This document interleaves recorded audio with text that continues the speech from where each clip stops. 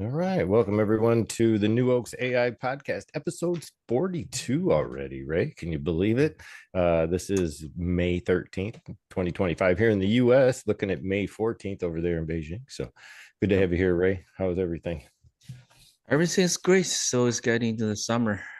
Yeah. Yeah, the weather is hot, and also the AI trending is getting hot. Competition is coming, so everything's going great.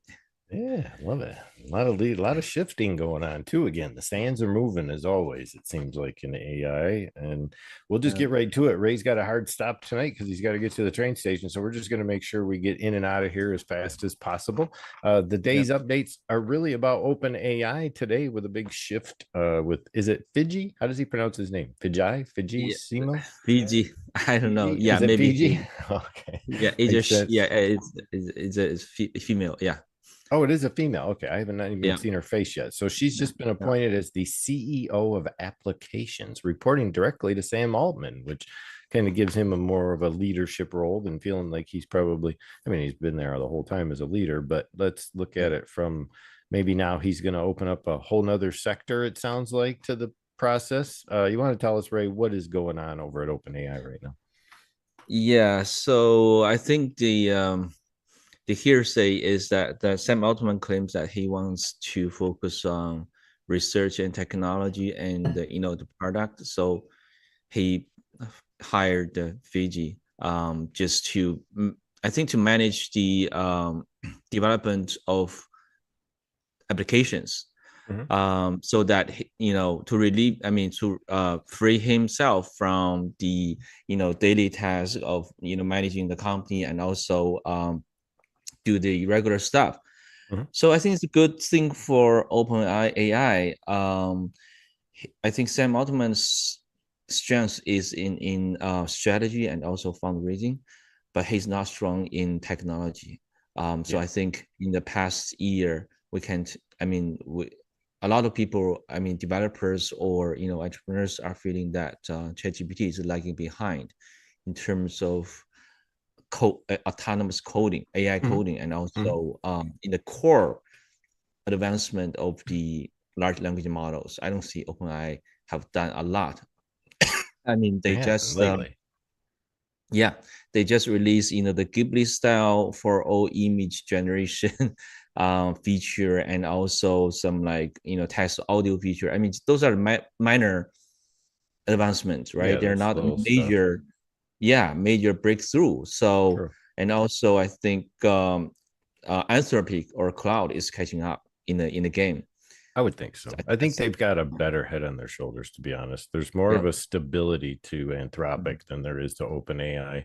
And what yeah, was this all about? This is the thing that really kind of freaks out. Why is OpenAI buying Windsurf? I mean, it's a AI coding startup. So what's so special about Windsurf right now? yeah. It's good question. So I think the for this year, AI coding is becoming the number one hot Mhm. direction or the number one hot business that everybody was focusing on. The reason is that for large language model for the application in the sense of building apps or applications, I Mhm. think AI coding is the first tool or first area that AI can actually did something useful. Now, Well, the reason, do you think that's Mhm. going to be part of his whole concept of his for profit though aspect? Is that why they went on this end? Because what I want to do is back up a little bit because I Yeah, kind of jumped yeah, ahead there. yeah, When we look at the structural update that's going on over at OpenAI, we've just replaced the CEO with a new female who's going to step up to Sam Altman's position. So yeah, that allows the nonprofit to retain control of the for profit, yeah. correct? That's how that's going to work. So, what is this public benefits corporation, the PBC that he wants to create for this? Seems a little outside of the scope of what OpenAI was always going to do, which was remain open source, remain publicly available, and now they've and nonprofit as well. So they try to speak of mission continuity, but is there really any kind of mission continuity when you have two different arms of the company like that? It seems strange to me. Yeah. Yeah, So it is strange. So yeah, the are you feeling PBC the same is kind vibe? of Yeah. Yeah. yeah, I do. Because I think Sam Altman is trying to wear two hats in the same time, right? One Yeah. hat is a nonprofit, the AGI hat, and the other hat is that he's feeling the pressure of the shareholders, and you know, and the fund the fund is not enough for because OpenAI I think burned 5 billion a year. I mean Yeah. 5 billion. Yeah. So Easy. it's not sustainable. No one can continue to fund OpenAI for that big amount of money. So Not for I as a think he's nonprofit. working on to make it public, right, to go IPO. But Mm-hmm. in the same time, he cannot break his rule or his original mission Yeah. to make AGI for the human being, right? For the benefit of human being, not a private business. So he's Mm-hmm. trying to maintain the two pillars of his mission: for profit and non-profit. So that's That's what what I see. PBC came from. And I can see why you Yeah. would do that for the sake of your shareholders, but I just see that he's breaking a what you might call an oath to your consumer, the thing you set out to do in the beginning. And Yeah. like we said, he's trying to maintain a mission continuity, but I think in doing what he's doing right now, I think he's gonna break OpenAI one way or another. It's just not gonna be the right move for him to make right now. I don't think it was at all. It's a Yeah. weird way to go from the position that he's in right now. Uh, they Yeah. seem to think it's going to move their position to a more strategic and stronger landing point for apps and software integration, but where does that put them then? Are they going to be developing the apps so that all the little guys who've been incorporating chat gpt into their apps are now pushed out of the way for the sake of what they want to develop for profit? That's what I see happening. Yeah. Right, But exactly. still. So that's what I think it could be. It's a weird move, right? I mean, OpenAI is becoming like Microsoft. Mhm. So I think what they should, I mean, if ideally, I think what OpenAI or Sam Altman should do is that they should focus on the core technology, right? Make Mhm. the large language model better and better, and get GPT-5 release, which is going to be a major breakthrough. Instead Yeah. of hire someone to build small applications and compete with small business owners like you and me, it Mhm. doesn't make any sense for a company carries a mission to reach, AGI, and then all of a sudden just spend money to compete with their customers, Mhm. which I think Anthropic is smarter in You that would think. regard. Yeah. Anthropic, because they focus on building APIs, right? They Mhm. empower, Developers. entrepreneurs or Yeah. developers Yeah. to build small apps instead of they build apps directly to compete with the developers or entrepreneurs. So I'm feeling very strange that OpenAI is taking that route, and also I think they don't need some new CEO. I think they need some chief scientists like Yeah. EZsite to Yep. keep innovating, right, on the core technology, even disrupting the transformer model. Transformer model may not be the best model. I think That's true. there are a lot of room of improvement. So that's what, yeah. So that's, I think, but in the same time, I think Sam Altman is he's feeling great pressure in terms of competition, right? Both from DeepSeek and also Anthropic. So Mhm. that's why he's acquiring Windsurf to trying to compete with Anthropic or Cloud, because Cloud is so much advanced in terms of autonomous coding. He cannot divide.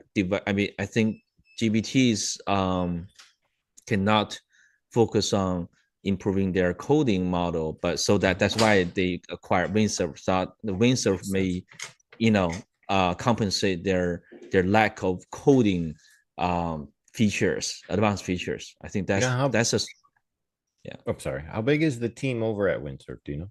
Is that a big company or is No, it it's a just a small. small team? It's a very small team. I think it's less than 15 people. Oh, very, really? very small team. Yeah. And very new. I mean, barely, I don't know, barely 2 years, not Mhm. even, yeah, not it's a new and small company. So that's that's a story. I think it's good for a startup to, exit and sell their company to a big tech company like OpenAI. Mhm. It's good for a startup, but I'm not sure it's good move for OpenAI I don't think it is. because I think it was a big yeah, mistake. yeah, because even though they acquired Windsurf for by the way, Windsurf is very similar to Cursor, but Sure. from what I hear, Yeah. what developer said is the And it result, the comes with code it, is doesn't it? better than Cursor. So I think that's they're feeling the pressure. Oh, that's their big In competitor. Yeah. Okay. That's Yeah, their main yeah, competitor. Gotcha. yeah. So Makes sense. AI coding is the hottest business this year. I It really think. seems to be, isn't it? Yep. So I think, I mean, eventually AI would change the world by autonomous coding, not directly. I don't think a large language model can Mhm. change everybody's life directly. So it No. will go through the other route, right? Use AI coding to empower small business, and the small business is going to use large language model to build a lot of useful and fun AI agents, tools, apps, websites. With those, yeah, ecosystem, AI in power ecosystem, then humans' life is going to be improved by AGI. That's my thought. Can't wait to see it. And this is obviously, if this were to be a publicly offered company, I'm sure the stocks would have went crazy. But Yeah, being that it's not this time, but other stocks are moving in the market right now, right? And honestly, I haven't even invested in anything AI at all. I'm considering it. I've talked about it. I've mentioned it to people, and people I know who invest are, very much moving in that direction because they're not sure where it might go, and they want to be on that FOMO end, where they don't want to miss out in case something does jump really large. But Google stocks dropped 7.5% on May 7th, yeah, mostly caused by Apple's EdiQ, predicting that AI powered search engines will yeah, outpace traditional search engines. So it's like, yeah. well, no more That's Google search. We'll just get rid of that. That was no longer worth investing in, I'll say. well, But yeah. I you think don't see that it's happening, a do you? it's a big. I think it's a big sign that AI is changing, is shaking the world already. Because Google, I mean, in the past 5 to 10 years, never has a 7.5% drop for a Oh, trillion-dollar company. Have no, never done that before. that's a big loss. So yeah, it's a big loss, and it's indicating, it's even worse. I think it's indicating that AI is it's silently changing the world. In the meantime, I think Microsoft's stock has gone up, Yeah, versus, yeah, it's, I think it's worth more than Google's, I mean, market cap, which makes sense. means that, yeah, well, the reason is that I also talk to a lot of people, I mean, in the AI business, or I think people are starting to use chatbot Mhm. to search instead of have to go to Google. So I know a lot of developers, they're used to go to Google every day, go to Google, whenever they have some questions or issues about the programming or software engineer, they Mhm. always use Google to find the Mhm. result. And nowadays, I think more and more developers and entrepreneurs use either ChatGPT or DeepSeek or Cloud Yeah, to find answers directly. So it's eating the market share of search, makes which sense. means Google. It Yeah. will. So I I think, totally understand that.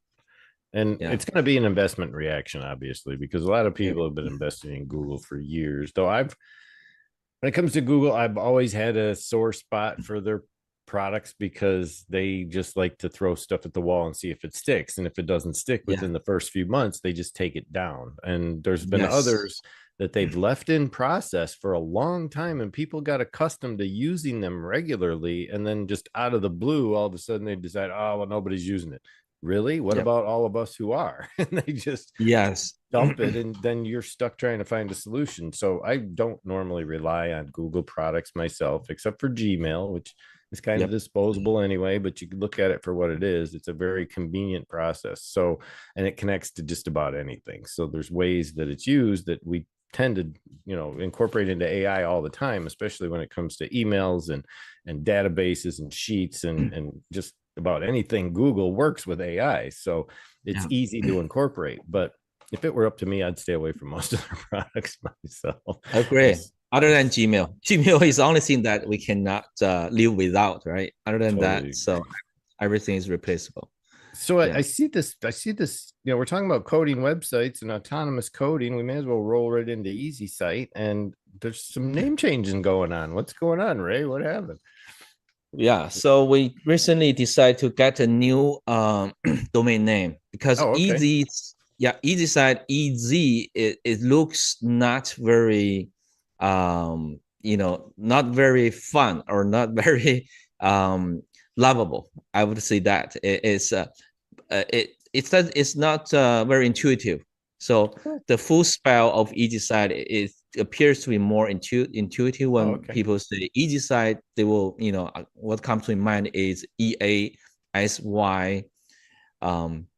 That SIT, right? Instead that of makes sense E. outside of the US, but I guarantee you inside Yeah. the US, we're all very accustomed to the two letters easy. That's just Yeah. something we have associated with easy for a long time because of the television advertising that we're up Yeah. against a lot of times here. It was used all the time on fast, like infomercial promos and stuff, like easy button Yeah. stuff. It was easy, easy, easy. And so we got used to it, but I'm sure most of the world Yeah. doesn't look at It's it that more way. of a spoken word. I agree Yeah, with you. You're not the first one. You're not the first one to tell me that. sure, I Actually, get it. yeah, another friend of mine also told me that EZ is like easy pass, right? Yeah, It's very easy to remember. I think in the US. easy Yeah. to So, but we remember. yeah, yeah, We could but go the on and good on. thing is that we keep both Yeah, domain name. We just use the EZsite, which is more formal. I think it's sure, a little more formal. EZ is a little bit more spoken. So I true. think both are okay. Yeah, Little more playful, I think, on that side. So yeah, the rebranding will be taking place right away, or is that something that's it's probably already already in done, right? place. Yeah, I figured as Yeah, much. And then a UI overhaul, which I was kind of surprised to hear because I'm going to get yeah, into that. I'm going to compare because I went through and I used the exact same prompt yeah. on Lovable, Bolt, and EasySite, and I want to show you the results I got out of that. So, what is this Yeah. UI overhaul you're talking about then? Oh yeah, because I What? think our yeah um both I think the dark theme is pretty popular in the SaaS Yeah, for website. sure. Yeah, but we want to make change, try a different theme. Maybe go to a light theme and Okay, make it easier. Yeah, just make a difference. I think right now I'm not very happy with the current UI. It's a little bit clumsy. It looks like a startup. So I want it to be more professional. I Let me gotcha. put it. Yeah, Yeah. So that that's makes why I sense. want to put a UI revamp Okay. Well, I'm more in. happy to see a new version of EasySite pop up on my screen Yeah. before long. So, and then you've also incorporated, it looks like the EU server migration to the global server. That's something that is just going, everything's going to be basically GDPR compliant from here on out, right? Right, right. Or are That you, go ahead. Yeah, it's going to be GDPR. But that migration from EU to global is for new oaks. Oh, It's just for it's New Oaks. I'm sorry, I was reading just that. for new Yep, oaks. Yeah, you're yeah, right. That was for infrastructure. So I apologize. We've got it all on the same page here. So, yeah. so there were some recent feature drops, and is this all then related to the GitHub integration? So now we're back to EasySite. All right. I just wanted to Yeah. make sure as far as the infrastructure update. So that's the Sure. only update over at New Oaks currently right now, right? Yes, All yes. right. Yeah. Gotcha. So let's talk a little bit. Well, we only got 10 minutes left, Ray. Let's go Yeah. through the feature drops over at EasySite, and then I'll give a quick demo of what I did on that end. So tell us about the GitHub integration. What's going on there? So first, we allow the GitHub users to use their GitHub account to log in on EasySite. And secondly, we're doing two-way synchronization. It's going to be released this week by the end of Gotcha. this week. So Mhm. that way you can export the code to GitHub and modify it within GitHub and then import back to EasySite. Literally, you can do code editing and Really synchronize between GitHub and EZsite. So very cool. yeah, it's very convenient for developers. And then speaking of development, when you're working with clients, it's obviously going to be much easier now that you guys are opening up workspaces and a team collaboration process so that you can actually have a multi-user environment inside for team projects. Exactly. That'll be really Yep. cool because I think every agency that works on projects like this, whether it's a website, a dashboard, whatever, it doesn't matter, anything code related, there's always somebody building a subroutine somewhere for something else, and it's always good to have that team benefit where you can work together on stuff. So just the way That's it right. works. Prompt length optimization, 1,500 word limit. I didn't know there was one, honestly, at the beginning. So is this, it's kind of reducing the amount of prompts you can create so you're not wasting tokens on a prompt that's not really going to generate something any better, correct? Exactly. Yeah, exactly. So we realized that during the user journey, a lot of users like to use a big complex prompt as a first prompt to build a project. Cost saving is only one aspect, and the other aspect is that not only for cost saving, if you make it too big, and then the AI is going to create a lot of code trying to accomplish the task, which gives room to the errors and the mistakes, right? So oftentimes that's what caused the blank page, because if the round of the code is used up for one prompt, because remember, large language model also have rate limit. If the prompt is too big, it's going to exceed the rate limit of the large language model, and then the code is broken. You end up get a blank project. Versus the best practice for the industry is to write a simple, very easy to understand prompt as a good start. Just write a guideline of what's your goal, and then iterate and replace the different features that you have built over time and make it more mature and more stable. So that's the best practice. And another, I think it's contradictory with the habit of prompting previously. If you are talking to large language model, right? You want to be very specific about the prompts, but when it comes to AI coding, be too specific is not good. I think is the best practice is to let the UI to decide which is the best practice for any function or features you wanted, right? AI always has the best benchmark or templates to learn from. That they'll be trained with all of the best. They've got it all. It knows everything. It should know how to almost knows design. everything. Yeah. So we have to assume that most of the time AI is better than human. So that's why we need to give room to AI, to let AI to be more creative and write better code. So that's the reason. But you're also allowing the developer to get a little more creative now as well, with 3 ways to edit the code. So you have the choice of your AI prompt to make a quick adjustment for something that's conversational input. Then you've got a manual visual edit that you can just use the intuitive editor off to the side, select the little pencil like we always do, and do some WYSIWYG editing. It's your choice. And then the code edit allows you to actually get within the context of the code and change code structure and do what you want with it.